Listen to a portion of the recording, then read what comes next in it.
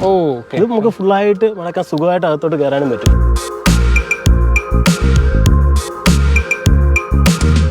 ഒരു 300 kilometres up and down വരുന്ന ഒരു ജേർണിയുടെ കാര്യമാണ് പറഞ്ഞത്.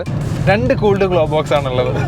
സേഫ്റ്റി ഫീൽ ഉള്ളിൽ തോന്നുമ്പോൾ ഗ്ലോബൽ എൻകാപ്പിൽ 4 സ്റ്റാർ റേറ്റിംഗ് ഉള്ള വണ്ടിയാണിത്. അങ്ങനെ ഒരു 4 സ്റ്റാർ റേറ്റിംഗ് ഫീൽ ചെയ്ത ബ്രോയ്ക്ക്?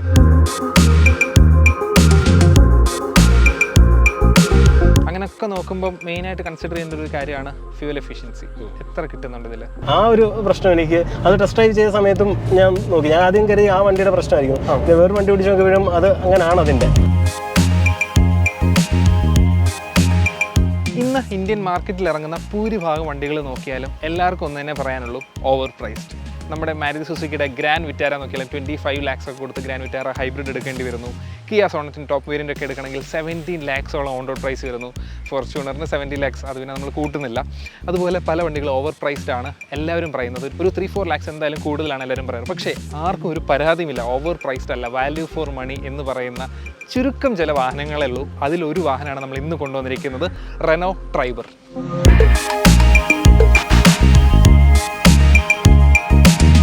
ചുരുക്കം ചില വാഹനങ്ങൾ നമ്മൾ പറഞ്ഞതിൽ ഒരു വാഹനം നമ്മൾ കൊണ്ടുവന്നിട്ടുണ്ട്. നിസാൻ്റെ മാഗ്നേറ്റിൻ്റെ യൂസർ എക്സ്പീരിയൻസസ് നമ്മൾ ചെയ്തിട്ടുണ്ട്. ഏറ്റവും വാല്യൂ ഫോർ മണി ആയിട്ടുള്ള ഒരു 5 സീറ്റർ വെഹിക്കിളായിട്ട് എനിക്ക് തോന്നിയിട്ടുള്ള വെഹിക്കിളാണ് നിസാൻ മാഗ്നേറ്റ്. റീസെൻ്റ് അതിൻ്റെ CNG ഒക്കെ ലോഞ്ച് ചെയ്തിട്ടുണ്ട്. അതുപോലെ ഒരു വാല്യൂ ഫോർ മണി 7 സീറ്ററാണ് നമ്മുടെ കൂടെയുള്ള റെനോ ട്രൈബർ എന്ന് പറയുന്നത്. ഒരു 7 സീറ്റർ നമ്മുടെ ഇന്ത്യൻ ഫാമിലീസിനെ അഫോർഡ് ചെയ്യാൻ പറ്റണമെങ്കിൽ നമുക്കൊരു മാരുതിയുടെ ഇർട്ടിഗയിലോട്ടോ അല്ലെങ്കിൽ അതിൻ്റെ മുകളിലോട്ടൊക്കെ പോകേണ്ടി വരും. ഏതായാലും നമുക്ക് പറ്റിയൊരു ബഡ്ജറ്റിൽ കിട്ടുന്ന ഒരു സബ് 4 മീറ്റർ 7 സീറ്ററാണ് ഈ കിടക്കുന്നത്. വെറും 7 സീറ്റർ എന്നുള്ളൊരു കാര്യത്തിൽ മാത്രമല്ല, വണ്ടിയുടെ അകത്തെ ഫീച്ചേഴ്സ് കൊണ്ടും വണ്ടിയുടെ ഗ്രൗണ്ട് ക്ലിയറൻസ് കൊണ്ടും ബോഡി ക്വാളിറ്റി കൊണ്ടും, അതായത് ഗ്ലോബൽ എൻകാപ്പ് റേറ്റിംഗിൽ 4 സ്റ്റാർ റേറ്റിംഗ് ഉള്ള വെഹിക്കിളാണ് റെനോ ട്രൈബർ. അങ്ങനെ പല കാര്യത്തിലും ഈ ഒരു വെഹിക്കിൾ ഭയങ്കര ഇമ്പോർട്ടൻ്റ് ആണ്. ഇന്ത്യൻ മാർക്കറ്റിൽ ഫാമിലീസിൽ ആളുകളുടെ എണ്ണം കൂടുതലായതുകൊണ്ട് 7 സീറ്ററിൻ്റെ പ്രാധാന്യം വളരെ കൂടുതലാണ്. അഫോർഡബിൾ ചെയ്യാൻ പറ്റുന്ന ഒരു റേറ്റിൽ ഈ വണ്ടി കൊടുക്കുന്നുണ്ടെന്നുള്ളതാണ് ഏറ്റവും വലിയ അട്രാക്ഷൻ. ഏകദേശം 11 lakhsൽ താഴെ നിങ്ങൾക്ക് ഇതിൻ്റെ ടോപ്പ് വേരിയൻറ്റ് സ്വന്തമാക്കാനായിട്ട് സാധിക്കും. ഏകദേശം 6.57 lakhsൽ താഴെ നിങ്ങൾക്ക് ഇതിൻ്റെ ബേസ് വേരിയൻറ്റും ഓൺ റോഡ് ഇറക്കാൻ സാധിക്കും എന്നുള്ളതാണ് ഏറ്റവും വലിയ അട്രാക്ഷൻ. ഒക്കെ ഈ കൊടുത്തിരിക്കുന്ന ഫീച്ചറുകളും ഇതിൻ്റെ ക്വാളിറ്റിയും ഇതിൻ്റെ ഡ്രൈവ് ക്വാളിറ്റിയും മൈലേജും ഒക്കെ എന്തുമാത്രം ഉണ്ടെന്ന് ഇതിൻ്റെ ഓണർക്ക് തന്നെ പറയാൻ പറ്റുള്ളൂ. സോ അതിൻ്റെ ഓണറോട് ചോദിച്ച് ഏകദേശം 1 വർഷമായിട്ട് യൂസ് ചെയ്യുന്ന 15,000 കിലോമീറ്ററോളം ആകാറായി ഇതിൻ്റെ ഒരു പ്യുവർ യൂസർ എക്സ്പീരിയൻസ് നമുക്ക് ചോദിച്ചറിയാം. അതിനായിട്ട് അദ്ദേഹത്തെ വീഡിയോയിലേക്ക് സ്വാഗതം ചെയ്യാം. സോ ഇതാണ് റെനോ ട്രൈബറിൻ്റെ user. Hi bro. Hello, welcome. ബ്രോയുടെ പേരും എന്ത് ചെയ്യുന്നുള്ളത്? എൻ്റെ പേര് രാഹുൽ നാഥ് എന്നാണ്. എനിക്കൊരു ഡിസൈനർ ജ്വല്ലറി ഉണ്ട്, കറ്റാനത്ത് ഒരു ഷോപ്പായിട്ടുണ്ട്. കറ്റാനത്ത് തന്നെ. ഓക്കെ, അപ്പം ട്രൈബറിൻ്റെ വിശേഷങ്ങളാണ് നമുക്കറിയേണ്ടത്. വണ്ടി ഇങ്ങനെ ഇട്ടേക്കുമ്പം മുമ്പേ പറയാൻ മറന്നു, ഈ ഒരു ചെറിയ രീതിയിൽ എക്കോ സ്പോട്ടൊക്കെ കിടക്കുന്ന പോലെ ബ്ലാക്ക് കളറും അല്ലെങ്കിൽ നമ്മുടെ ക്രോസ് ഗ്ലാസ് ഒക്കെ കാണുമ്പോഴത്തേക്ക് ചെറിയൊരു ലുക്ക് വൈസ് അങ്ങനെയൊക്കെ എനിക്ക് ഫീൽ ചെയ്തു. സോ ബ്രോ എന്ത് കണ്ട് അട്രാക്റ്റ് ചെയ്താണ് ബ്രോ ഇതിലോട്ട് വന്ന്? ടെസ്റ്റ് ഡ്രൈവ് ആണോ അതോ വണ്ടിയുടെ അഫോർഡബിലിറ്റി ആണോ? എന്തൊക്കെയായിരുന്നു ബ്രോ ഫാക്ടേഴ്സ് കൺസിഡർ ചെയ്തത്? നമുക്ക് ഒരു 7 സീറ്റർ വേണമെന്നായിരുന്നു. അതായത് എൻ്റെ കയ്യിലിരുന്ന സെലറി ആയിരുന്നു. ഇപ്പം ഫാമിലിയിൽ ഇപ്പം അംഗങ്ങളുടെ എണ്ണം കൂടിയ സമയത്ത് നമുക്കൊരു 7 സീറ്റർ വേണം എന്നൊരു ഇത് വന്നപ്പം നമ്മൾ കുറേ നോക്കി ആ ഒരു നമുക്ക് പറ്റുന്ന രീതിയിൽ ഏതുണ്ട് എന്നുള്ളത്. ഇപ്പോൾ എർട്ടിഗ നോക്കിയിട്ടുണ്ടായിരുന്നു. പിന്നെ രണ്ടാമത് നോക്കിയതാണ് ട്രൈബർ. അപ്പം റേറ്റിൻ്റെ വെച്ചിട്ട് അത് വില വെച്ച് നോക്കുന്ന സമയത്ത് കൊടുക്കുന്ന വിലയ്ക്ക് ഉള്ള മുതലുണ്ട് എന്ന് തോന്നിയത് ട്രൈബറാണ്. പിന്നെ ഡ്രൈവ് ചെയ്ത സമയത്താണെങ്കിലും ഫീച്ചേഴ്സ് ഒക്കെ ആണെങ്കിലും അതിൽ നിന്ന് ഒരുപാട് വ്യത്യാസമുണ്ട്. പിന്നെ പേഴ്സണലി ഇഷ്ടപ്പെട്ടു. ഫാമിലി എല്ലാവരോടും നോക്കി എല്ലാവർക്കും ഇഷ്ടപ്പെട്ടൊരു വണ്ടി ഡ്രൈവറായിരുന്നു. അങ്ങനെ ഇതിലോട്ട് വന്നതാണ്. പിന്നെ നമ്മൾ 2-3 വീഡിയോ ആയിട്ട് പറയാറുണ്ട്, സബ്സ്ക്രൈബ് ചെയ്യുന്നവരും ഇപ്പം തന്നെ സബ്സ്ക്രൈബ് ചെയ്യുക, എന്നിട്ട് മാത്രം കാണുക. താഴെ പ്രസി. Okay, thank you. അപ്പം എർട്ടിഗ ഡ്രൈവ് ചെയ്തിട്ട് അതിൽ നിന്ന് എന്തുകൊണ്ട് ട്രൈബർ ചൂസ് ചെയ്യാനൊരു? എനിക്ക് മാത്രമല്ല, ഞാനും വൈഫും കൂടിയാണ് യൂസ് ചെയ്യാൻ ഉദ്ദേശിച്ചത്. അപ്പം എർട്ടിഗയുടെ കാട്ടിലും ഹാൻഡിൽ ചെയ്യാൻ ഇച്ചിരി കൂടി എളുപ്പമായിട്ട് തോന്നിയത് സ്റ്റിയറിംഗ് വൈസ്. കാരണം അതിന്റെ സ്റ്റിയറിംഗ് ഇച്ചിരി കൂടി പാടാണ്. ഇതാണെങ്കിൽ ഭയങ്കര ലൈറ്റ് ആണ് സ്റ്റിയറിംഗ്. പിന്നെ ഇതിന്റെ ഒരു ഒതുക്കമുണ്ട് വണ്ടിക്ക്. മറ്റേ അത്ര നീളം വരുന്നില്ല, ഇച്ചിരി ഒതുക്കം കൂടി ഉള്ളതുകൊണ്ട് നമ്മൾ ടൗണിൽ തന്നെ കിടക്കുന്ന വണ്ടി ആയതുകൊണ്ട് ഇച്ചിരി പാർക്കിങ്ങും കാര്യങ്ങളൊക്കെ ഇതാകുമ്പോൾ ഇച്ചിരി കൂടി എളുപ്പമുണ്ട്. സിറ്റി യൂസ് ആണ് കൂടുതൽ. അപ്പം 7 സീറ്റർ എർട്ടിഗ എടുത്തു കഴിഞ്ഞാൽ ലെങ്തി ആണ്, പാർക്ക് ചെയ്യാനുള്ള ഒരു ബുദ്ധിമുട്ടും കാര്യങ്ങളൊക്കെ ഉണ്ട്. ഇതാകുമ്പോൾ അത്രയും നീളം വരുന്നില്ല. 3990 മീറ്ററോ സംതിങ് എന്താണ് സബ് 4 മീറ്റർ ആണ്. അതെ. പിന്നെ മൊത്തത്തില് ലുക്ക് വെച്ചാണെങ്കിലും ഇച്ചിരി കൂടി എനിക്ക് ഇഷ്ടപ്പെട്ടത് അത് ഓരോരാൾക്കാരുടെ പേഴ്സണൽ ചോയ്സ് ആണ്. പക്ഷെ എനിക്കെന്തോ അതിനെക്കാട്ടിലും ഇച്ചിരി കൂടി ഭംഗിയായിട്ട് തോന്നിയത് ഈ വണ്ടി. എനിക്കിഷ്ടമാണ് ഇതിന്റെ ഗ്രില്ലും. ഞാനൊരു റെനോ യൂസറാണ്. ഹെഡും ആ ഒരു ഇതൊക്കെ കാണാനൊരു ഗംഭീര്യം ഉണ്ട് ശരിക്കും. ഓക്കെ, അതൊക്കെയാണ് മെയിൻലി അട്രാക്ട് ചെയ്തത്. പിന്നെ മെയിൻ ആയിട്ടുള്ള വില ഒരു മെയിൻ ഫാക്ടറാണ്. കാരണം കൊടുക്കുക. ഈ ഒരു വണ്ടി RXT എന്ന് പറയുന്ന വേരിയന്റ് ടോപ്പ് മോഡലിന് തൊട്ട് താഴെ നിൽക്കുന്ന മോഡൽ 9,70,000 രൂപയാണ് വണ്ടിയുടെ വില. അതിന് ആ വിലയ്ക്ക് ഇതിനകത്ത് വരുന്ന ഫീച്ചേഴ്സ് എന്ന് പറഞ്ഞാൽ വളരെ വലുതാണ്. നമുക്കത് കാണിക്കാം ഓരോന്നോരോന്നായിട്ട് അകത്ത് കയറിയതിന് ശേഷം.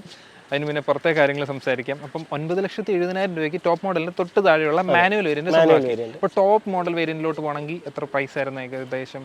ഏകദേശം ഒരു 80,000 വ്യത്യാസം വരുന്നുള്ളൂ മാനുവൽ. അതാണ്. അപ്പം ഒരു ഓട്ടോമാറ്റിക് എടുക്കണമെങ്കിലും 10 lakhs കിട്ടാവുന്ന ഒരു വണ്ടിയാണ്. ചെറിയ വേരിയൻസ് ഉണ്ടല്ലോ 10 lakhsന്. ഓട്ടോമാറ്റിക് വരുമ്പോൾ RXT തൊട്ടേ ഓട്ടോമാറ്റിക് വരും. RXT ഇതിന്റെ ഓട്ടോമാറ്റിക് വരും. 10 lakhs റേഞ്ചിൽ കിട്ടും. 10 lakh റേഞ്ചിൽ വരും. ഓക്കെ. അപ്പം അങ്ങനെയൊക്കെ പ്രൈസിന്റെ കാര്യം അങ്ങനെയൊക്കെയാണ്. ബുക്കിംഗ് പീരീഡ് ഒന്നും വലുതായിട്ട് കാണാൻ ഒരു 1 മന്തിനുള്ളിൽ തന്നെ കിട്ടി. ഓക്കെ. എവിടുന്ന് എടുത്തത്? ഞാൻ മാവേലിക്കരയാണ് എടുത്തത്. മാവേലിക്കര എന്നോട് ഷോറൂമിൽ. ഓക്കെ. വണ്ടി അപ്പം വാങ്ങിയിട്ട് ഇപ്പോൾ ഏകദേശം 1 വർഷം ആകുന്നു. 1 വർഷം ആയിട്ടില്ല? ഇല്ല, 9ാമത്തെ മാസമാണ്. ഓക്കെ. സോ 9 മാസം കൊണ്ട് എത്ര കിലോമീറ്റർ ഓടി? 15,000 കിലോമീറ്റർ ആവുന്നു. ഓക്കെ. അപ്പം അത്രയും കിലോമീറ്റർ ഓടിയപ്പോൾ നല്ലൊരു എക്സ്പീരിയൻസ് പറയാനുള്ളതുകൊണ്ട് സർവീസ്, മൈലേജും കാര്യങ്ങളെല്ലാം പറയാനുണ്ട്. അപ്പോൾ ഓരോന്നായിട്ട് നമുക്ക് തുടങ്ങാം. ആദ്യം തന്നെ ഇതിന്റെ പെർഫോമൻസിൽ നമുക്ക് തുടങ്ങാം. പെർഫോമൻസ് 3 സിലിണ്ടർ 1 ലിറ്റർ എഞ്ചിനാണ്.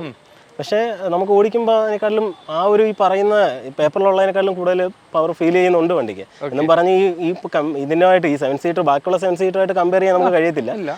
പക്ഷേ എന്നാൽ തന്നെയും ഈ പറയുന്ന പേപ്പറിനകത്തുള്ള കണക്ക് പ്രകാരം നമ്മൾ ഓടിക്കുന്ന സമയത്ത് അതിനെക്കാട്ടിലും പവർ തോന്നുന്നുണ്ട്. 70 bhp സംതിങ്. അതെ. പക്ഷെ അതിനേക്കാൾ നമുക്ക് ഓടിക്കുമ്പം ഇച്ചിരി കൂടി പവർ നമുക്ക് ഫീൽ ചെയ്യുന്നുണ്ട്. അപ്പം നേരത്തെ ഓടിച്ചിരുന്ന സെലീറിയോയും ഈ പറഞ്ഞ 1 ലിറ്റർ. അതെ. അപ്പം അതിൽ നിന്ന് ഓടിക്കുമ്പോഴത്തെ കാര്യം എന്ത് തോന്നുന്നു? അത് പറയുമ്പം ഈ സെലീറിയോയ്ക്കകത്ത് ചെറിയ വണ്ടിയാണ്, പക്ഷെ അതിനകത്ത് വണ്ടിയുടെ വലിപ്പത്തിന് വ്യത്യാസമുണ്ട്. ഓക്കെ.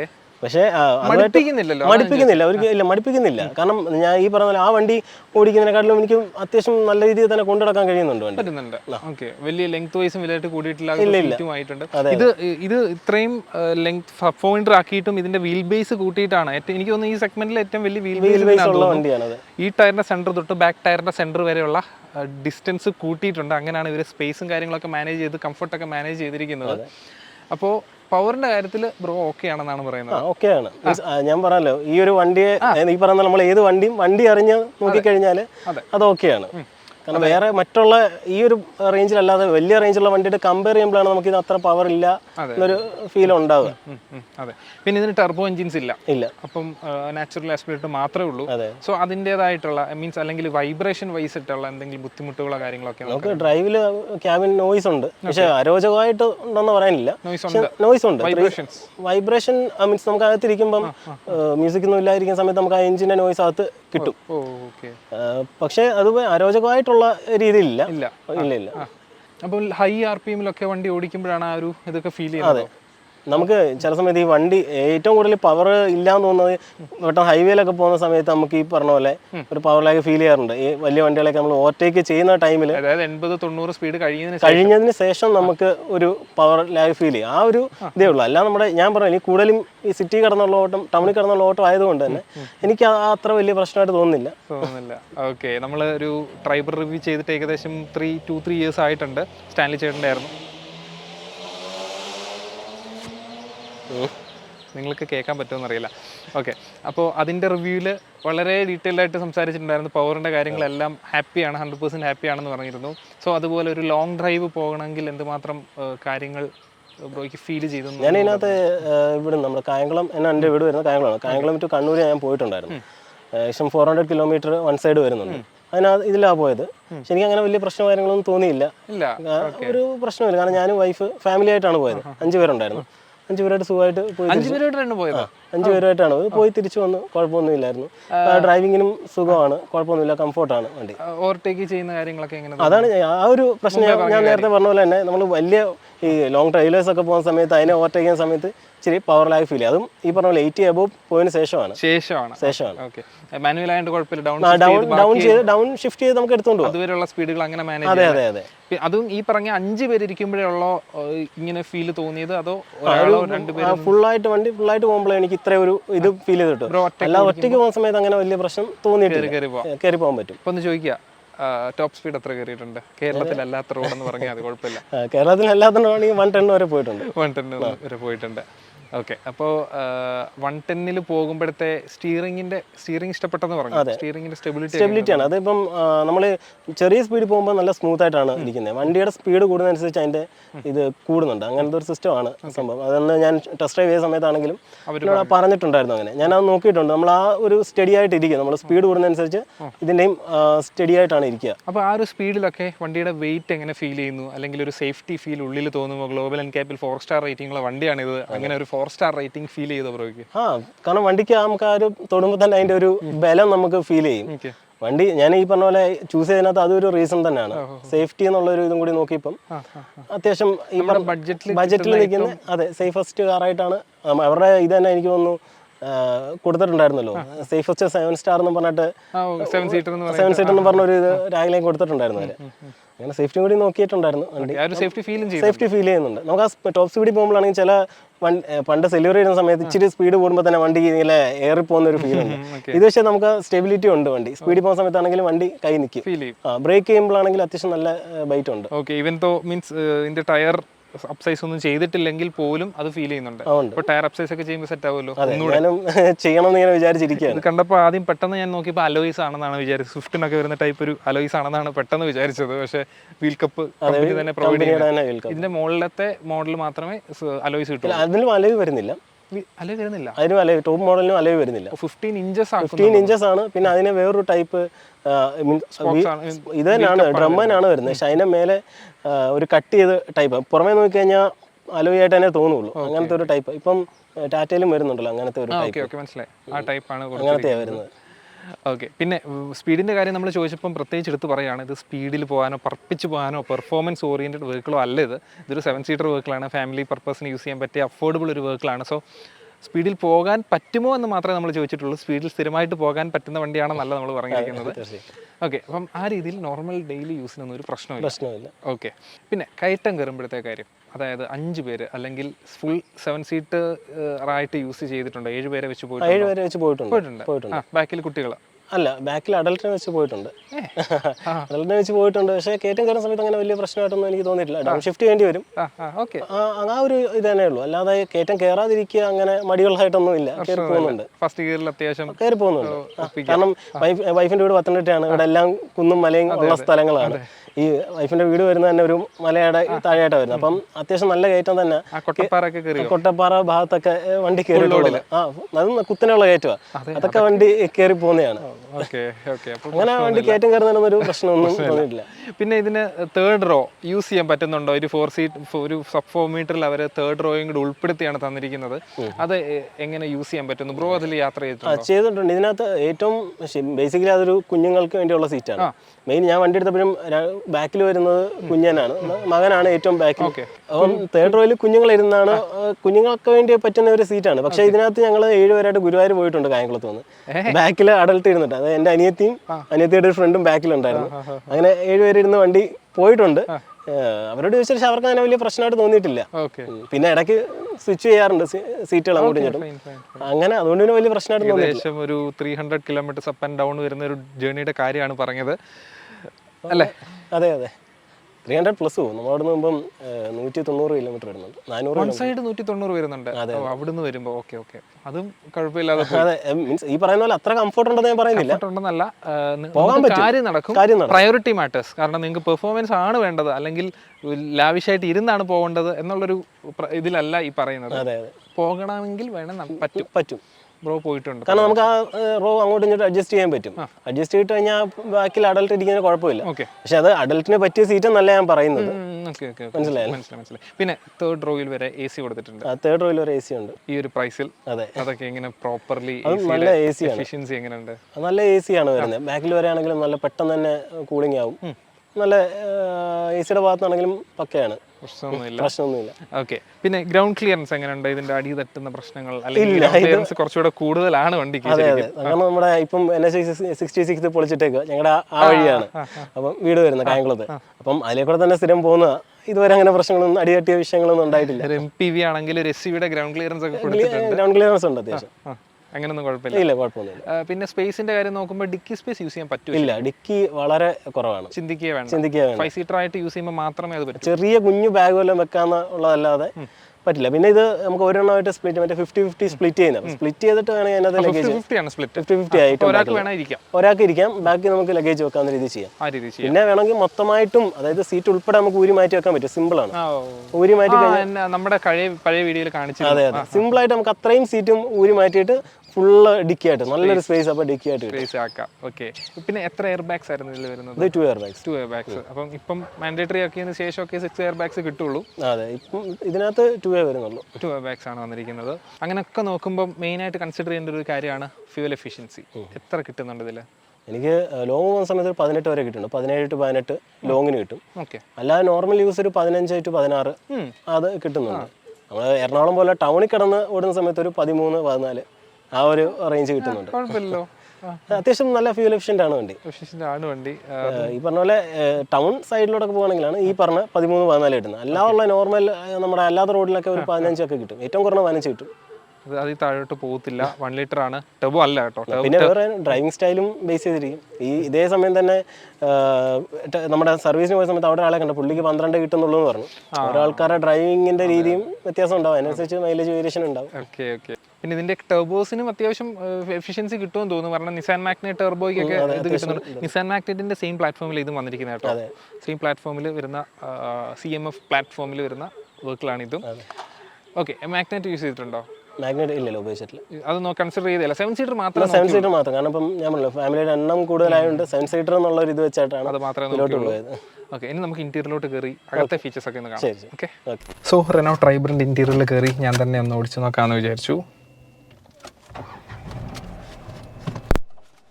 ഇത് RXT ആയതുകൊണ്ട് TFT മീൻസ് ഫുൾ ഡിസ്പ്ലേ. MIDക്ക് വ്യത്യാസമുണ്ടല്ലേ? അത് വരുമ്പോഴത്തേക്കും ടോപ്പ് മോഡൽ ആകുമ്പോൾ ഫുൾ LED ഡിസ്പ്ലേ ആയിരുന്നു. അത് നമ്മുടെ ക്ലസ്റ്ററിനകത്ത് ഇതായിരിക്കും വരിക, LED ആണ് വരുന്നത്. ഇതുപോലത്തെ ഒരു ഡിസ്പ്ലേ അതിനകത്തും വരുന്നത്. ഇത് വരുമ്പം ടാക്കോമീറ്റർ എല്ലാം അല്ലാതുള്ള ടൈപ്പാണ്. എങ്ങനെയുണ്ട്? ഇഷ്ടപ്പെട്ടോ ഇത്? വണ്ടിയുടെ ആ ഒരു ഡിസൈൻ എനിക്ക് ഭയങ്കര ഇഷ്ടമാണ്. ഓക്കെ. എങ്ങനെയുണ്ട് അതിന്റെ സ്റ്റിയറിംഗ് ഭയങ്കര ലൈറ്റ്. മാരുതി സുസുക്കിയിൽ നിന്ന് വരുമ്പോൾ ഭയങ്കര ഇഷ്ടപ്പെടും. അതാണ് മെയിൻ. എനിക്കും പെട്ടെന്ന് എന്നെ അട്രാക്ട് ചെയ്തൊരു കാര്യം ഇത് തന്നെയാണ്. ഓക്കെ. ലൈറ്റാണ്. നിർത്തിത്തിരിക്കുന്നതിന്റെ ആ ശബ്ദം വരുന്നു. നിർത്തിയിട്ടേക്കുന്നുണ്ട്. ആ ഒരു വൈബ്രേഷനോ കാര്യങ്ങളോ ഒന്നല്ല, ആ ഒരു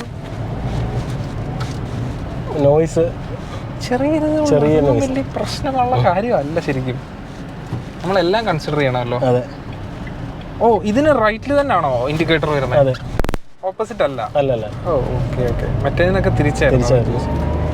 ഫ്യൂൽ ലിഡ് ആ സൈഡില, ഡ്രൈവർ സൈഡിലാണ് വരുന്നത്. ഡ്രൈവർ സൈഡിലാണ് വരുന്നത്.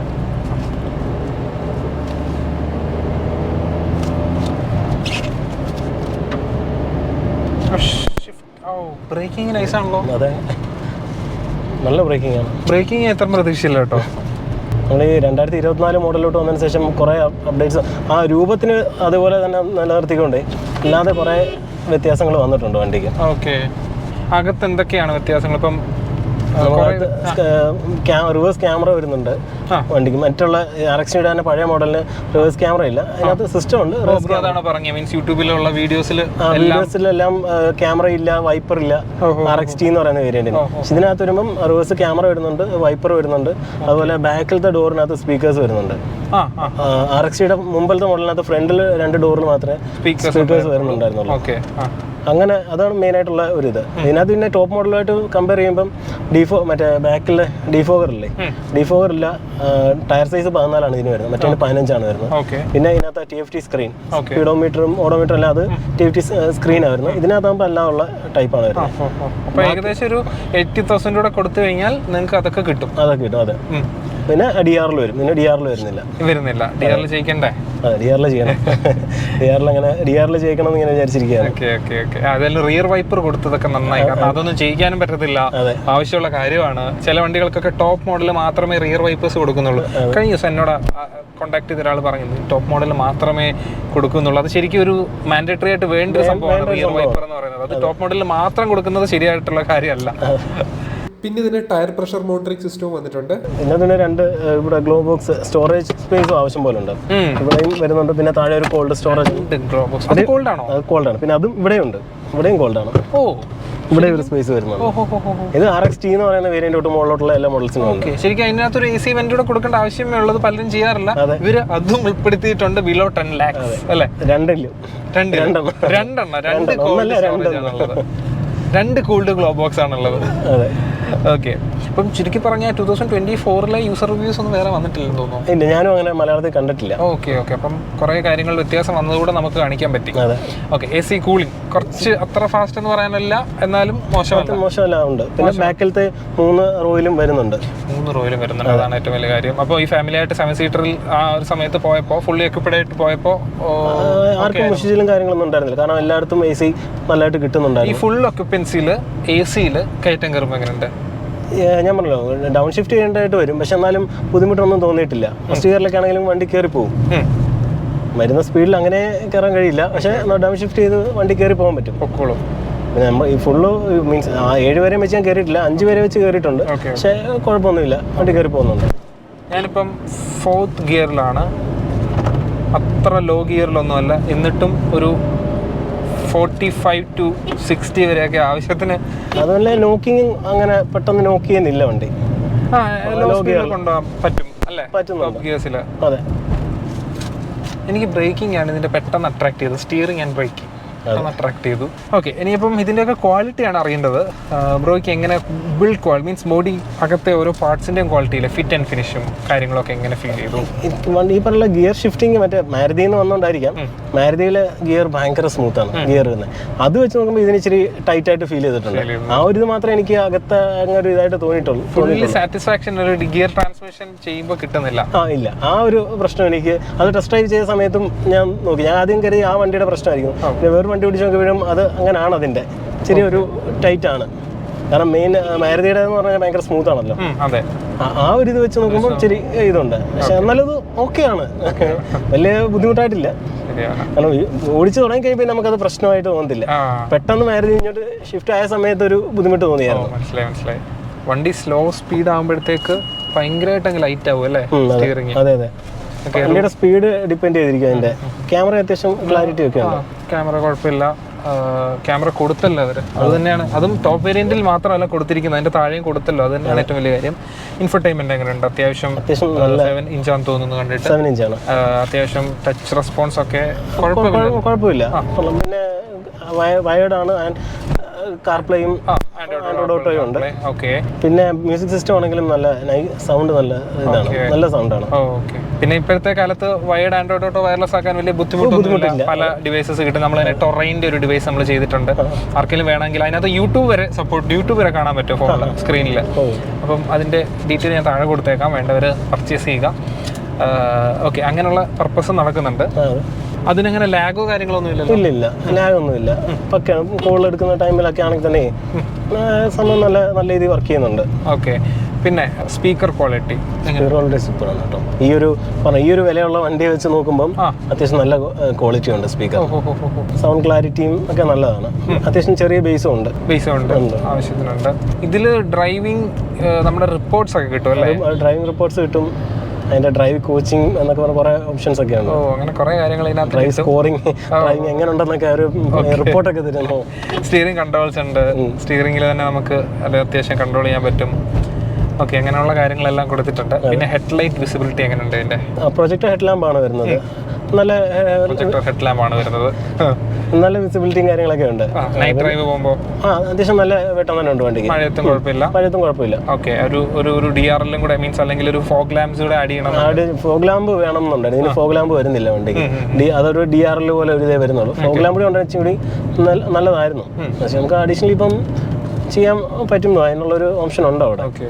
ഡ്രൈവ് ക്വാളിറ്റി എനിക്ക് ഇഷ്ടപ്പെട്ടു കേട്ടോ. ശരിക്കും ഓടിച്ചിട്ടില്ലാത്തവരൊന്ന് ഓടിച്ച് നോക്കണം. നിങ്ങൾക്ക് കൺസിഡർ ചെയ്യാൻ പറ്റുന്ന ഒരു വെഹിക്കിളാണ്. അഫോർഡബിൾ ആയിട്ടുള്ളൊരു 7 സീറ്റർ വേണമെന്ന് ആഗ്രഹിക്കുന്നവർക്ക് കൺസിഡർ ചെയ്യാൻ പറ്റുന്ന ഒരു വെഹിക്കിളാണ്. ഡ്രൈവ് ക്വാളിറ്റി ഉണ്ട്. ഗ്ലോബൽ NCAP 4 സ്റ്റാർ റേറ്റിംഗ് ഉണ്ട്. ആവശ്യത്തിന് ഫ്യൂൽ എഫിഷ്യൻസി ഉണ്ട്. എല്ലാം കൊടുത്തിട്ടുള്ള ഒരു വണ്ടിയാണ്. സോ കൺസിഡർ ചെയ്യാൻ പറ്റുന്ന ഒരു വണ്ടിയാണ്. മസ്റ്റായിട്ട് നോക്കണം. കുറേ ഡ്രൈവേഴ്സ് കാണാറുണ്ട് കേട്ടോ ഇപ്പോൾ റോഡിൽ. അതെ, ഇപ്പോൾ ഒരുപാട് ഇറങ്ങുന്നുണ്ട്, കാണാറുണ്ട്. ഞാൻ പറഞ്ഞില്ല, ഇപ്പം ഞാൻ ഇതിന്റെ ആൾ തിരക്കിയതെല്ലാം വണ്ടി ഡ്രൈവ് ചെയ്യുന്ന ഓടിക്കുന്ന ആൾക്കാരോട് തന്നെ ചോദിച്ചത്. മൂന്നായിട്ടുള്ള ആൾക്കാർ അവരെല്ലാവരും സാറ്റിസ്ഫൈഡ് ആണ് വണ്ടിയിൽ. പുതിയ കുറെ മോഡൽസ് ഇറങ്ങുന്നുണ്ട്. രജിസ്റ്റർഡ് ഇപ്പം ഞാൻ ഇപ്പോൾ വരുന്ന വഴി തന്നെ 2-3 കണ്ടായിരുന്നു. പല കളേഴ്സ് ഉണ്ട്, ഇപ്പോൾ ഡ്യുവൽ ടോണും വരുന്നുണ്ട്. ഓവർടേക്കിംഗ് ഒന്നും വലിയ കുഴപ്പമില്ല കേട്ടോ. നമ്മൾ അതുകൊണ്ട് അത്യാവശ്യം 50-60-ലാണ് ഓവർടേക്ക് ചെയ്തത്. അത് കഴിഞ്ഞാലൊന്ന് സ്ലോ ഒരു ഞാൻ ഈ ഒരു 80 ഹൈവേയിലൊക്കെ പോകുന്ന സമയത്ത് 80 എബോവ് പോകുന്ന സമയത്താണ് ആ ഒരു ഡൗൺ ഷിഫ്റ്റ് ചെയ്യേണ്ടതായിട്ട്. കാസൊക്കെ അങ്ങനെ നിന്നൊക്കെ തന്നെ ആയിരിക്കുമല്ലോ. നമ്മൾ ടയറൂടെ അപ്സൈസ് ചെയ്താൽ കുറേ കൂടെ കോൺഫിഡൻ്റ് ആവും. അതെ, ഞാനിപ്പം ഈ കിടക്കുന്ന ഒന്ന് മാറിയതിന് ശേഷമേ അതെ അതെ അതെ അതെ ചെയ്യാന്ന് കരുതിയിരിക്കുക. ബോഡി റോളിംഗ് എങ്ങനെയുണ്ട് വണ്ടിയിൽ ഇരുന്ന് യാത്ര ചെയ്യുന്നവരുടെ അഭിപ്രായത്തിൽ? ബോഡി റോളിംഗ് കുറവാണ് കമ്പയർ ചെയ്യുന്ന സമയത്ത്. ഞാൻ എർട്ടിക നോക്കിയ സമയത്ത് അതിനകത്താണെങ്കിൽ ഇച്ചിരി ബാക്ക് റോയിലൊക്കെ ഇച്ചിരി പ്രശ്നം ഉണ്ടായിരുന്നു. അത് വെച്ച് കമ്പയർ ചെയ്യുമ്പോൾ ഇതിനകത്ത് അത്ര വരുന്നില്ല. അങ്ങനെ ഫീൽ ചെയ്തേ? അതെ, അത് ശരി. ഇതിന് ഹിൽ ഹോൾഡർ സിസ്റ്റം ഉണ്ട്. അത് വിടുന്നതിന്റെ കയറ്റത്തൊന്നും ചെന്ന് പ്രശ്നമില്ല, 2 സെക്കൻഡ് ഹോൾഡ് ചെയ്യും. കാരണം പ്രത്യേകിച്ച് എനിക്ക് ഇങ്ങോട്ട് വരുമ്പോൾ അതിന്റെ ഉപയോഗം നമ്മളവിടെ നേരെ പ്രദേശമല്ല, അവിടെ പ്രശ്നമില്ല. പത്തനംതിട്ട സൈഡിലോട്ട് വരുമ്പോൾ ഇങ്ങനെ കുത്തനെ കയറ്റം കയറി വരുമ്പോഴായിരിക്കും അവിടെ ഒരു ടീ റോഡ് വരുന്നത്. അപ്പൊ അവിടെ പോയി ഇങ്ങനെ നിൽക്കേണ്ടി വരും. അപ്പോൾ ഒരു ഡ്രൈവിംഗ് പഠിക്കാൻ ആഗ്രഹിക്കുന്നവർക്കും പറ്റും. അതെ അതെ, ഞാൻ അന്ന് ആദ്യം പറഞ്ഞു വൈഫിനും കൂടി ഓടിക്കണം എന്നുള്ളൊരു ഇത് ഉണ്ടായിരുന്നു എനിക്ക്. അപ്പൊ ഇതിനകത്ത് ആ ഫീച്ചേഴ്സ് ഒക്കെ വരുന്നുണ്ട് ഒരുപാട്. ഓക്കെ, അങ്ങനെയുള്ള ഫീച്ചേഴ്സ് വരുന്നുണ്ട്. പിന്നെ സസ്പെൻഷന്റെ കാര്യം, സസ്പെൻഷൻ വളരെ നല്ല സസ്പെൻഷനാണ്. അത് ഫ്രഞ്ച് മീൻസ് റെനോയുടെ അത്യാവശ്യം എല്ലാ വണ്ടികളിലും നല്ല സസ്പെൻഷൻ കൊടുക്കുന്നുണ്ട്. ഒരു കോൺസെൻട്രേറ്റ് ചെയ്യുന്ന ഒരു ഭാഗമാണ് സസ്പെൻഷൻ എന്നുള്ളത്. അത് സ്പീഡ് പോകുമ്പോഴും കോർണറിംഗ് ഒക്കെ എടുക്കുമ്പോഴും എങ്ങനെയുണ്ട്? അത്യാവശ്യം സ്പീഡിൽ നമുക്ക് സ്റ്റെബിലിറ്റി ഉണ്ട്. ഒരു 50-60 സ്പീഡിലൊക്കെ കോർണേഴ്സ് എടുക്കാൻ പറ്റുമോ ആവശ്യത്തിന്? അങ്ങനെ അത്രയും നോക്കിയിട്ടില്ല. പക്ഷെ എന്നാൽ തന്നെയും അദ്ദേഹം നമുക്കൊരു കോൺഫിഡൻസ് ഉണ്ട്, വണ്ടി കൈ നിൽക്കും എന്നുള്ളൊരു ഇത് തോന്നുന്നുണ്ട്. ചെറിയ രീതിയിലോ എങ്ങനെ ഇപ്പം അവിടെ NH-ന്റെ വർക്കൊക്കെ നടക്കാന്ന് പറഞ്ഞില്ല, അവിടെയും ഈ പറഞ്ഞ സസ്പെൻഷന്റെ ഭാഗത്ത് വളരെ നല്ല രീതിയിൽ തന്നെയാണ്. നമുക്ക് അങ്ങനെ വലിയ ഇമ്പാക്ട് വരുന്നില്ല വണ്ടിക്കകത്തോട്ട്. ഓക്കെ, ഗ്ലോ ബോക്സിന്റെ സ്പേസ് നമ്മൾ പറഞ്ഞു. അതുകൂടാതെ ബാക്കി ഫോൺ വെക്കാനായിട്ട് സെപ്പറേറ്റ് ഇത്രയും വലിയൊരു സ്പേസ് ഉണ്ട്. അതെ, ഇവിടെ നമുക്ക് വെക്കാം. താഴെ വരുമ്പം ടോപ്പ് മോഡലിനകത്ത് അവിടെ വയർലെസ് ചാർജിങ് വരുന്നുണ്ട്. അതിപ്പം ഇവിടെ നമുക്ക് അല്ലാതെ അവിടെ സോക്കറ്റ് വരുന്നുണ്ട്, അവിടെ ഒരു സോക്കറ്റ് ഉണ്ട്, ബാക്കിലെ സോക്കറ്റ് ഉണ്ട്, തേർഡ് റോയിലും സോക്കറ്റ് വരുന്നുണ്ട്. 3 റോയിലും സോക്കറ്റ് ഉണ്ട്. 12 വോൾട്ടിന്റെ ഇത് വരുന്നുണ്ട്. പിന്നെ ടോപ്പ് മോഡൽ പുഷ് ബട്ടൺ ആണ്, അതിന്റെയാണ് ഇവിടെ സ്പേസ് വരുന്നത്. വരുന്നുണ്ട്. ആ സെയിം രീതി തന്നെ ഇതിനും വരുന്നത്. ഏകദേശം ഇന്റീരിയറൊക്കെ മാഗ്നറ്റിനൊക്കെ തന്നെ ഇരിക്കുന്നത്. പിന്നെ കപ്പ് ഹോൾഡേഴ്സ് വരുന്നു, കപ്പ് ഹോൾഡേഴ്സ് ഉണ്ട്, സൈഡിൽ ബോട്ടിൽ ഹോൾഡേഴ്സ് വരുന്നു, എല്ലാ ഡോറിലും വരുന്നുണ്ട്. അതായത് യൂട്ടിലിറ്റി നടക്കും, കാര്യങ്ങളെല്ലാം നടക്കും. യൂട്ടിലിറ്റി വർക്കുകളായിട്ട് തന്നെ നമുക്ക് പക്കായിട്ട് പറയാൻ പറ്റും അല്ലേ? അതെ, ആ ഒരു വിലക്കുള്ള സാധനം ഉണ്ട്. ഓക്കെ, പിന്നെ സീറ്റിന്റെ ഒരു ക്വാളിറ്റിയും അതിനൊരു കംഫർട്ട് എങ്ങനെയുണ്ട്? സീറ്റ് അത്യാവശ്യം നല്ല വൈഡ് ആയിട്ടുള്ള സീറ്റാണ്. സൈഡിൽ സപ്പോർട്ടും വരുന്നത്. അപ്പോൾ ലോങ് റൈഡ് പോകുന്ന സമയത്താണെങ്കിലും നമുക്ക് അങ്ങനെ സപ്പോർട്ടുണ്ട്, പ്രശ്നമൊന്നുമില്ല. പിന്നെ ഇത് അഡ്ജസ്റ്റബിൾ അല്ല. ഇവിടുത്തെ ഹെഡ് റെസ്റ്റ് വരുന്ന ഫിക്സ് ആണ്. സീറ്റ് ഹൈറ്റും അഡ്ജസ്റ്റബിൾ അല്ല. ആ ഒരു നെഗറ്റീവ് ഉണ്ട്. പിന്നെ ബാക്കി എല്ലാം വെച്ച് കംഫർട്ട് ബേസ് ഓക്കെയാണ്, കുഴപ്പമൊന്നുമില്ല. ആകെ എനിക്ക് തോന്നിയ ഒരു ഇത്, എനിക്ക് ഹൈറ്റ് അത്ര പ്രശ്നമായിട്ട് തോന്നിയില്ല. പക്ഷെ എനിക്ക് ഇത് അഡ്ജസ്റ്റബിൾ ആയിട്ട് ഹെഡ് റെസ്റ്റ് അഡ്ജസ്റ്റബിൾ ആയിരുന്നെങ്കിൽ ഇച്ചിരി കൂടി നല്ലതായിരുന്നു എനിക്കൊരു തോന്നലുണ്ട്. ഓക്കെ, അല്ലാതെ സ്പേസ് വൈസ് എങ്ങനെയുണ്ട് അകത്തെ സ്പേസ്? അത് അത്യാവശ്യം നല്ല സ്പേസ് ആണ്. ഫ്രണ്ടിലാണെങ്കിലും ബാക്കിലാണെങ്കിലും കാലൊക്കെ വിരിച്ച് സുഖമായിട്ടിരിക്കാം. പിന്നെ തേർഡ് റോയിലും കൂടി അഡൽട്ട് ഇരിക്കുകയാണെന്നുണ്ടെങ്കിൽ നമ്മളൊന്ന് സീറ്റ് അഡ്ജസ്റ്റ് ചെയ്യുവാണെങ്കിൽ ഉള്ള ഒരു പ്രശ്നമേ വരുന്നുള്ളൂ. അല്ലാതെ അത്യാവശ്യം നല്ല സ്പേസ് ഉണ്ട്. നമുക്കത് കാണാം. നമുക്ക് ഓരോ സീറ്റ് തേർഡ് റോയിൽ കയറിയിരിക്കുന്ന ഫുട്ടേജൊക്കെ നമ്മൾ കാണിക്കുന്നുണ്ട്. ഇത് സീറ്റ് കവേഴ്സ് ചെയ്യേണ്ട കാര്യമില്ല. അത്യാവശ്യം നല്ല ക്വാളിറ്റിയുള്ള സീറ്റ് കളർ മീൻസ് കളർ പാറ്റേൺസും ഒക്കെ അത്യാവശ്യം. ഇതാണ് വരുന്നത്, ഫാബ്രിക് ആണ്. വേണമെങ്കിൽ നമുക്ക് ചെയ്യാം, കാര്യത്തിൽ പ്രശ്നമൊന്നുമില്ലല്ലോ. ഓക്കെ, പിന്നെ മിററും കാര്യങ്ങളും ഒക്കെ അവിടെ ഉണ്ടല്ലോ, ഇവിടെ ഗ്ലാസ് വരുന്നുണ്ട്.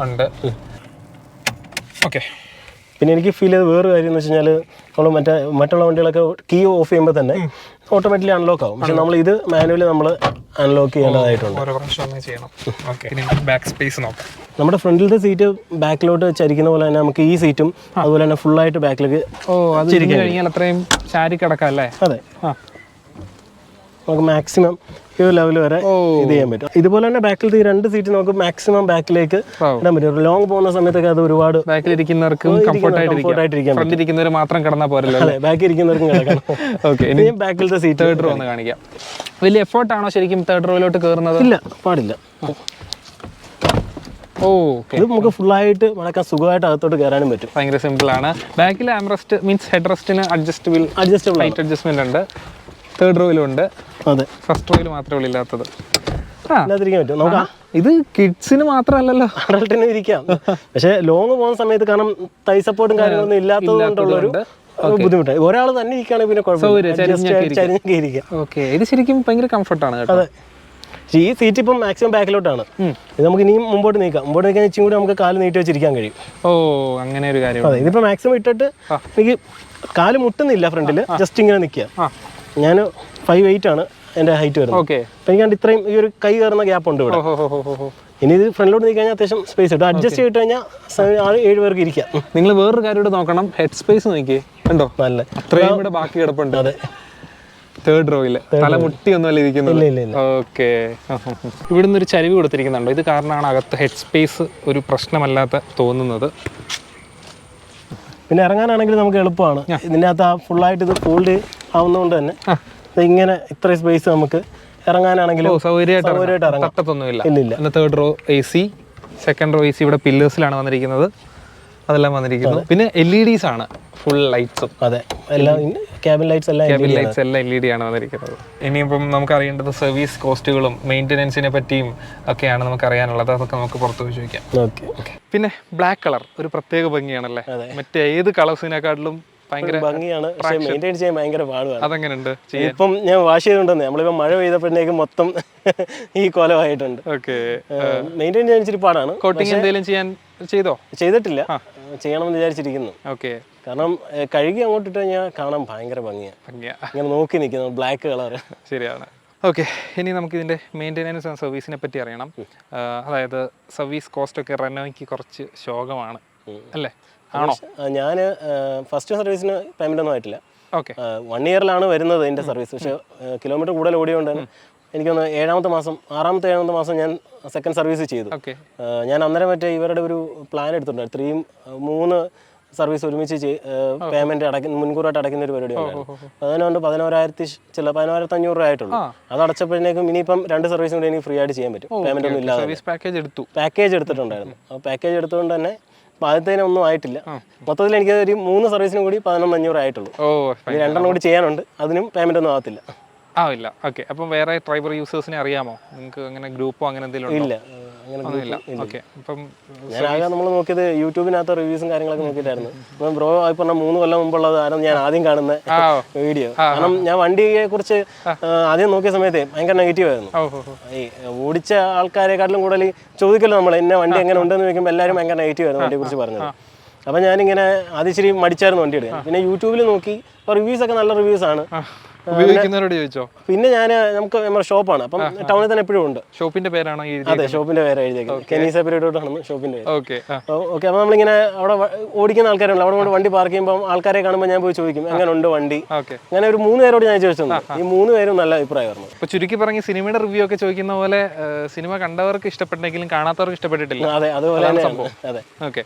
ഉപയോഗിക്കുന്നവർക്കെല്ലാം ഭയങ്കര ഹാപ്പിയാണ്. ഉപയോഗിക്കാനുള്ള ആൾക്കാരാണ് ഇതിനെ പറ്റി. എല്ലാവരും നോക്കുമ്പോൾ 3 സിലിണ്ടർ 1 ലിറ്റർ വലിയൊരു വണ്ടി എന്നൊക്കെ പറയുമ്പോൾ ആൾക്കാർ മോശം രീതിയിൽ അവർ പൊതുവെ അങ്ങനെ വിചാരിക്കുള്ളൂ. തെറ്റ് പറയാൻ പറ്റില്ല, ഒന്ന് ഉപയോഗിച്ച് നോക്കണം. അതെ, പിന്നെ 1 ലിറ്റർ നാച്ചുറൽ ആസ്പിറേറ്റഡ് ആണ്. സോ കമ്പാരിറ്റീവ്ലി മറ്റേ അത്രയൊന്നും എക്സ്പെൻസ് വരാൻ സാധ്യതയില്ല. അത് അങ്ങനെയൊന്നും പ്രശ്നം വരാൻ വഴിയില്ല. സർവീസ് സെന്റർ എക്സ്പീരിയൻസും ഷോറൂം എക്സ്പീരിയൻസ് ഒക്കെ എങ്ങനെയുണ്ട്? ഷോറൂമിന്റെ ഭാഗത്തു നിന്നും എക്സിക്യൂട്ടീവ് നിന്ന ആളായിരുന്നെങ്കിൽ തന്നെയും ഭയങ്കര സപ്പോർട്ടീവ് ആയിരുന്നു. നമ്മൾ പറഞ്ഞ രീതി തന്നെ ഡോക്യുമെന്റ്സിന്റെ കാര്യങ്ങളെല്ലാം പെട്ടെന്ന് തന്നെ ചെയ്തു തന്നു. സർവീസിന്റെ ഭാഗത്തു നിന്നാണെങ്കിൽ അവർ വിളിച്ച് എന്തെങ്കിലും സർവീസ് കഴിഞ്ഞിട്ടാണെങ്കിൽ നമ്മളെ ഫീഡ്ബാക്ക് കോളിനൊക്കെ വിളിക്കും. അവരുടെ ആദ്യം ഷോറൂമിൽ നിന്ന് വിളിക്കും, പിന്നെ അവരുടെ ഹെഡ് ഓഫീസിൽ നിന്നൊക്കെ വിളിച്ച് ഫീഡ്ബാക്ക് എടുക്കാറുണ്ട്. വളരെ നല്ല സർവീസാണ്. ഞാൻ ആലപ്പുഴയാണ് സർവീസ് ചെയ്യുന്നത്. മാവേലിക്കര സർവീസ് ഇല്ല, ആലപ്പുഴയാണ് സർവീസ് ചെയ്യുന്നത്. വളരെ നല്ല സർവീസാണ്, ഭയങ്കര നീറ്റുമാണ്. നമ്മുടെ ചെയ്തു തരുന്ന എല്ലാം പ്രോപ്പറായിട്ടാണ്.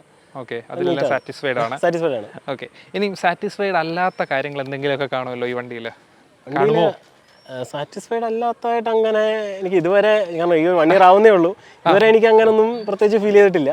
അത് ശരി. പിന്നെ പ്രത്യേകിച്ച് ഒന്നും എനിക്ക് അങ്ങനെ ആലോചിച്ചിട്ടും കിട്ടുന്നില്ലെങ്കിൽ പിന്നെ കുഴപ്പമില്ലല്ലോ.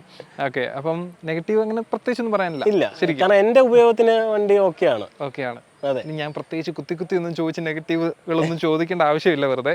പിന്നെ വേറൊരു ഈ പറഞ്ഞ എഞ്ചിന്റെ സൈഡ് പറഞ്ഞല്ലോ, ഓക്കെ ആ ഒരു ഇതേ ഉള്ളൂ. എക്സ്പെക്റ്റഡ് ആയിരുന്നു, മീൻസ് ഷോറൂമിൽ നിന്ന് ടെസ്റ്റ് ഡ്രൈവ് എടുത്ത് അത് മനസ്സിലാക്കിയിട്ടാണല്ലോ വണ്ടി എടുത്തത്. ആ ഒരു ഇത് മാത്രമേ ഉള്ളൂ. ഞാൻ ഉദ്ദേശിച്ച വണ്ടി എടുത്തതിന് ശേഷം പ്രതീക്ഷയ്ക്ക് ഇഷ്ടപ്പെടാത്ത കുറച്ച് അങ്ങനെയൊന്നും എനിക്ക് ഒന്നും തോന്നിയിട്ടില്ല. ഓക്കെ, സോ അതിലെല്ലാം സാറ്റിസ്ഫൈഡ് ആണ്. സോ ഒരു സജഷൻ കൊടുക്കാനുണ്ടെങ്കിൽ ഒരു 7 സീറ്റർ അല്ലെങ്കിൽ ഒരു ബഡ്ജറ്റ്, ഒരു ഇവൻ പോട്ടെ ഒരു 5 സീറ്റർ തന്നെ ആയിക്കോട്ടെ, ഒരു ബഡ്ജറ്റ് വെഹിക്കിൾ വാങ്ങിക്കണം എന്നുണ്ടെങ്കിൽ ക്വിഡ് യൂസ് ചെയ്തിട്ടുണ്ടോ? ക്വിഡ് ഞാൻ യൂസ് ചെയ്തിട്ടില്ല. ഓക്കെ, അപ്പം അങ്ങനെ ഒരു വെഹിക്കിളായിട്ട് ഇതിനെ സജസ്റ്റ് ചെയ്യുന്നതിനെ പറ്റി എന്തൊക്കെ സജഷൻസ് കൊടുക്കാനുണ്ട്? പറയുന്ന പോലെ ആക്ച്വലി ഇത് 7 സീറ്റർ ആണെങ്കിൽ തന്നെ ഈ പറഞ്ഞ പോലെ ബാക്കിലത്തെ റോ നമുക്ക് പൂർണ്ണമായിട്ട് ഒഴിവാക്കിക്കൊണ്ട് അകത്ത് നല്ല സ്പേസ് ആയി, അതായത് ബാക്ക് റോ തന്നെ മാക്സിമം ബാക്കിലോട്ട് ഇട്ടിട്ട് മിഡ് റോ സ്ലൈഡ് റോ നമുക്ക് മാക്സിമം ബാക്കിലോട്ട് ഇട്ട് കഴിഞ്ഞാൽ അകത്ത് ഭയങ്കര സ്പേസ് ഉണ്ട്. ആണ്. പ്രായമുള്ളവർക്കാണെങ്കിൽ 90 ഡിഗ്രി ഇതിന്റെ ഡോർ തുറക്കാൻ കഴിയും. 90 ഡിഗ്രി ഓപ്പണിംഗ് ഉണ്ട്. 90 ഡിഗ്രി ഓപ്പണിംഗ് ഉണ്ട്. ഓക്കെ, അപ്പൊ തന്നെ പ്രായമുള്ളവർക്കാണെങ്കിലും കയറി ഇറങ്ങാനും ഒക്കെ ഭയങ്കര എളുപ്പമാണ്. അതുപോലെ സീറ്റ് ആണെങ്കിൽ ബാക്കിലോട്ട് കഴിഞ്ഞാൽ അവർക്ക് നല്ല ലെഗ് സ്പേസും കാര്യങ്ങളും ഒക്കെ ഒരുപാട് കിട്ടും. ഓക്കെ, അങ്ങനെ വണ്ടി ഈ പറഞ്ഞ പോലെ 5 സീറ്റർ എന്നുള്ള രീതിയിലും കൊണ്ടുനടക്കാൻ പറ്റിയ ഒരു വണ്ടി തന്നെയാണ് ഇത്. അത് ശരി. പിന്നെ നമുക്കൊരു അഡീഷണൽ ഒരു 2 പേരും കൂടി ഇരുത്താം, വേണമെങ്കിൽ ഇരുത്താൻ പറ്റും എന്നുള്ള രീതിയിലാണ്. അപ്പോൾ സജസ്റ്റ് ചെയ്യും? തീർച്ചയായും സജസ്റ്റ് ചെയ്യും. ഇപ്പം ഞാൻ എടുത്തതിന് ശേഷം ഒരു ഫ്രണ്ടും കൂടി ബുക്ക് ചെയ്തിട്ടുണ്ട് ഇതിന്റെ white colour. Okay okay bro, അതൊക്കെയായിരുന്നു നമുക്ക് ചോദിക്കാനുണ്ടായിരുന്നത്. അപ്പം താങ്ക് യു സോ മച്ച്, നല്ലൊരു എക്സ്പീരിയൻസ് ആണ്, വളരെ നന്ദി. ട്രൈബറിൻ്റെ 15,000, അതായത് 2024 മോഡൽ, നേരത്തെ ഉണ്ടായിരുന്ന മോഡലും വ്യത്യാസങ്ങൾ വരുത്തിയിട്ടുള്ള മോഡലാണ്, ലേറ്റസ്റ്റ് ഇപ്പോൾ അവൈലബിൾ ആയിട്ടുള്ള മോഡലാണിത്. അത് 15,000 കിലോമീറ്റർ ഓടിയിട്ടുള്ള റിവ്യൂ എന്ന് പറയുമ്പം അത്യാവശ്യം ഒരു ലോങ് ടേം റിവ്യൂ എന്ന് തന്നെ നമുക്ക് കണക്ക് കൂട്ടാം. സോ വീഡിയോ നിങ്ങൾക്ക് ഇഷ്ടപ്പെട്ടെങ്കിൽ ലൈക്ക് ചെയ്യുക. ഇതുപോലുള്ള യൂസ്ഫുൾ യൂസർ എക്സ്പീരിയൻസ് വീഡിയോസ് കാണാനായിട്ട് നമ്മുടെ ചാനൽ സബ്സ്ക്രൈബ് ചെയ്യാതെ പലരും പോകുന്നുണ്ട്, സബ്സ്ക്രൈബ് ചെയ്തേക്കുക. നമ്മുടെ വീഡിയോ കാണുന്നതിൽ 90% ആളുകൾ സബ്സ്ക്രൈബ് ചെയ്യാതാണ് കാണുന്നത്. ഞങ്ങൾക്ക് ഇതൊക്കെ അനലിറ്റിക്സിൽ കാണാൻ പറ്റും കേട്ടോ. ഓക്കെ, സോ പുതിയ വീഡിയോ ആയിട്ട് നമ്മൾ വീണ്ടും വരുന്നതായിരിക്കും. അതുവരേക്കും ഗുഡ് ബൈ.